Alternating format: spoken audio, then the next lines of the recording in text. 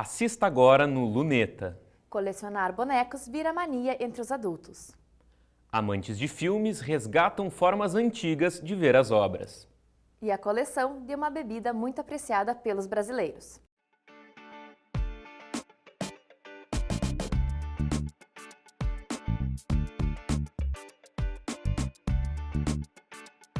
Olá, começa agora o Luneta, o jornal temático produzido pelas disciplinas de Telejornalismo 1 e 2 e Edição em Telejornalismo do curso de jornalismo do Centro Universitário Franciscano. E no Luneta desse semestre você vai saber mais sobre as coleções e os colecionadores.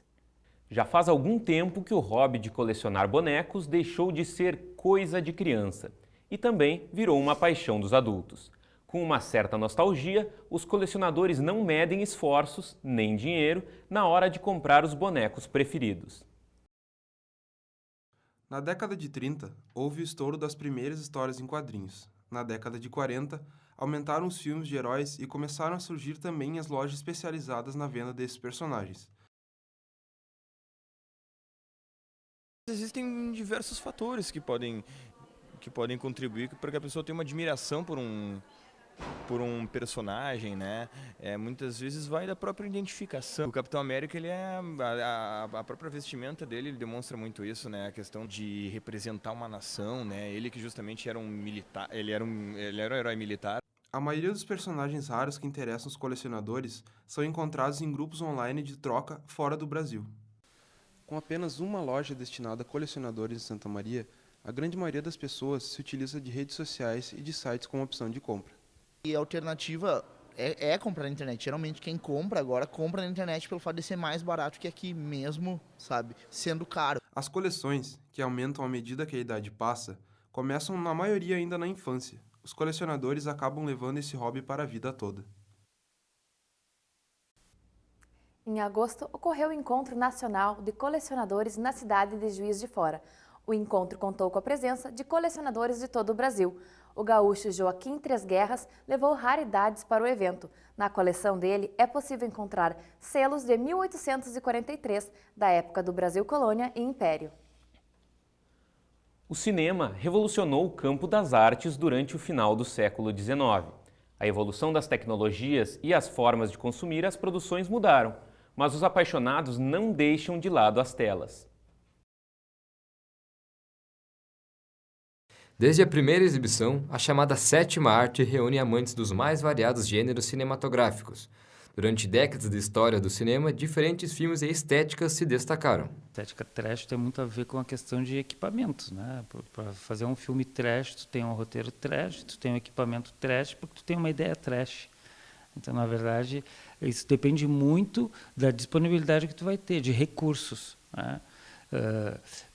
Para esse tipo de estética, né? Eu acredito que também o fato de depois agora as pessoas terem mais condições de poderem adquirir seus próprios equipamentos, né? O trash acaba sendo uma opção estética.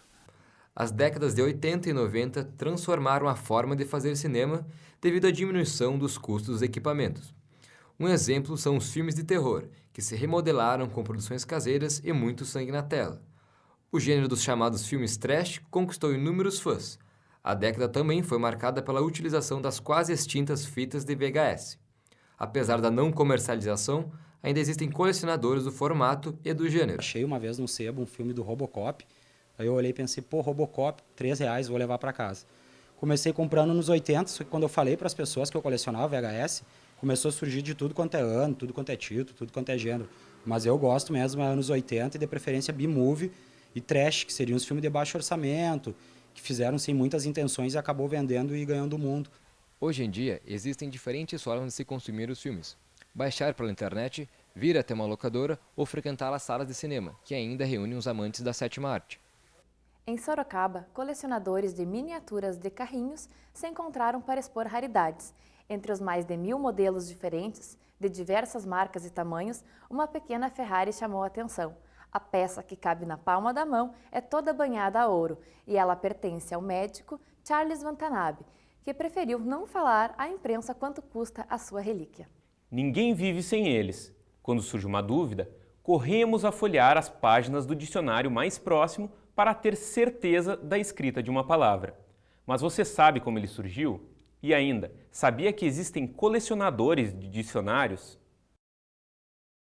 Os léxicons, como eram chamados os dicionários, foram criados pelos gregos no século I para catalogar o uso das palavras da língua grega. Na Idade Média, eles foram organizados alfabeticamente da forma como conhecemos. A chegada da imprensa e as mudanças ortográficas proporcionaram a difusão e o uso de novos dicionários. Hoje, já existem vários tipos. Na verdade, o dicionário é um material que, desde o ensino fundamental até a nossa vida adulta, ele é muito útil, porque ali, além de ter o significado das palavras, também tem a correta ortografia. Então, digamos que na vida escolar e acadêmica, as pessoas utilizem muito ele por essa questão de aprendizado, como escrever as palavras, né, e quais os significados que elas têm. Além dos dicionários tradicionais da língua portuguesa, existem os dicionários etimológicos, os de abreviaturas, os bilíngues e plurilíngues e os dicionários temáticos. Dicionário de palavrão, dicionário de surf, dicionário de armas, dicionário de símbolos, dicionário de maçonaria, dicionário da alma. E isso foi me agradando.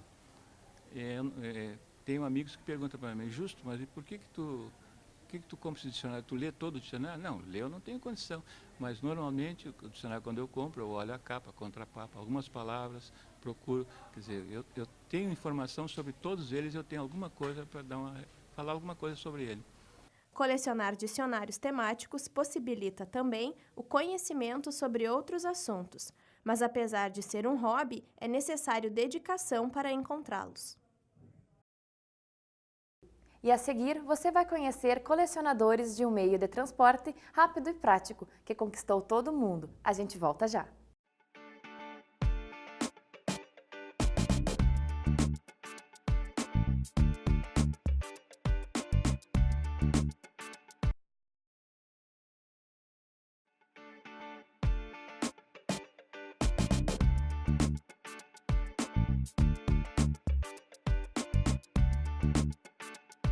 Em outubro de 2014, um colecionador de cartas do jogo Magic encontrou um dos exemplares mais raros existentes.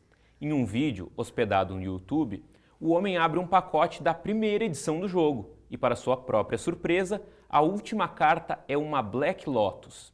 A raridade foi avaliada em aproximadamente $30 mil por um site especializado. É um pássaro? É um avião? Não. A famosa frase das histórias de quadrinho do Super-Homem pode ter ficado imortalizada no folclore, mas muitos colecionadores de histórias em quadrinhos se dividem ao escolher entre uma revista da Marvel ou da DC Comics. Confrontos épicos entre os dois universos como Hulk, Batman, Homem-Aranha e Super-Homem representam muito bem a rixa entre os colecionadores de HQ da Marvel e da DC Comics. A briga não se limitou aos personagens. O embate judicial pelos direitos autorais do personagem Capitão Marvel colocou as duas editoras frente a frente no tribunal.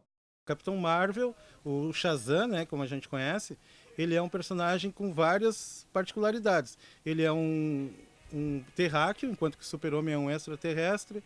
A origem dos poderes do Capitão Marvel, ela é mística, né, é da magia, e o Super-Homem é científica. O próprio personagem guarda várias diferenças com relação ao personagem do Clark Kent. Um é um adolescente, o outro já é um homem adulto. Apesar do Clark trabalhar em jornal e o outro, o Bill Batson, trabalhar em rádio, não dá para dizer que um é um plágio do outro. O que acontece? A DC, por ter muito mais poder econômico que a Fawcett, que era a editora do Shazam, moveu uma ação na justiça americana e ganhou essa ação.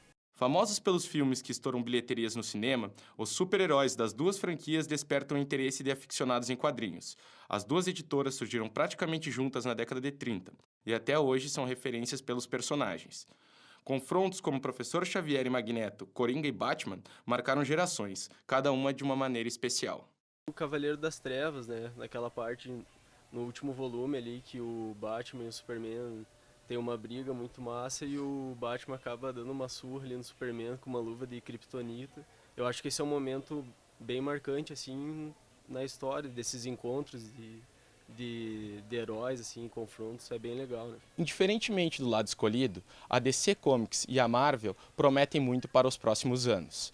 Criação de novos personagens, reboot de histórias antigas chamam tanto a atenção de novos colecionadores quanto do pessoal mais antigo. Essas mudanças, algumas mexeram bastante com a origem dos personagens, né, com o conceito dos personagens, mas mesmo assim, tanto na Marvel, que apesar de fazer uma mudança, não foi tão drástica quanto da DC, ainda vale muito a pena.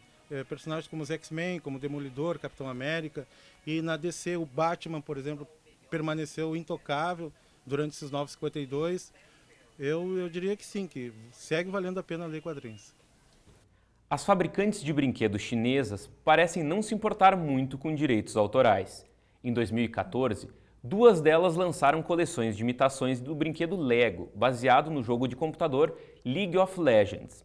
Apesar de falsificadas, a qualidade das 14 peças lançadas até agora impressiona. Até o momento, a Riot, responsável pelo jogo, e a Lego não se pronunciaram sobre o assunto. A lambreta, assim como a Vespa, representou um marco na indústria mundial das 2 rodas. É um transporte econômico, rápido e prático, que conquistou todo mundo.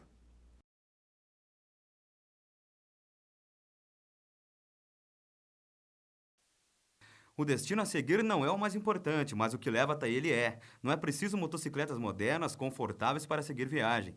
Uma velha e boa lambreta já é o suficiente para relembrar os bons e velhos tempos vividos na adolescência.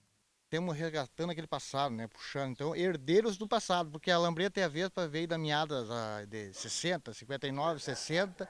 Começou a vir a lambreta para o Brasil, depois parou com a entrada da Honda, da Yamaha, em 1980, por ali deu uma parada.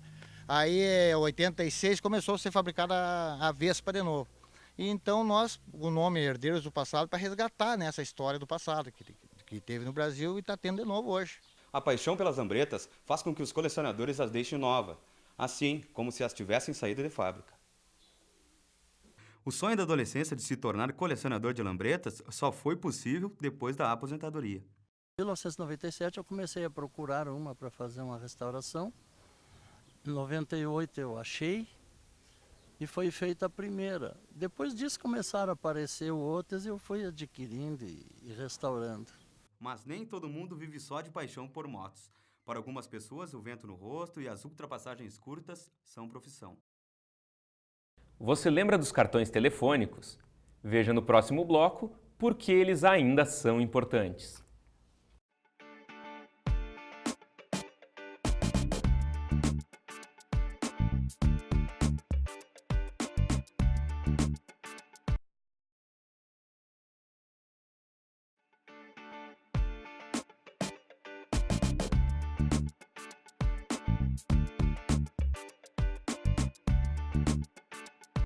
E na última Copa, colecionadores faturaram com álbuns de figurinha. Foi criado um grupo no Facebook para os colecionadores venderem os álbuns. O livro completo desta Copa de 2014 estava à venda por R$ 1.250. Já o livro de 1982 estava à venda por R$ 17 mil.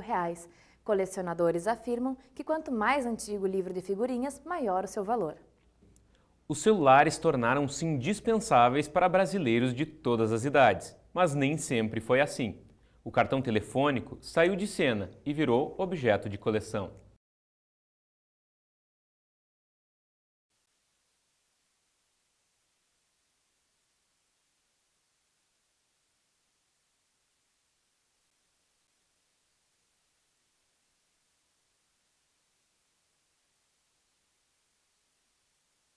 Fazem 3 meses, mais ou menos, que eu precisei utilizar porque não tinha créditos no meu celular.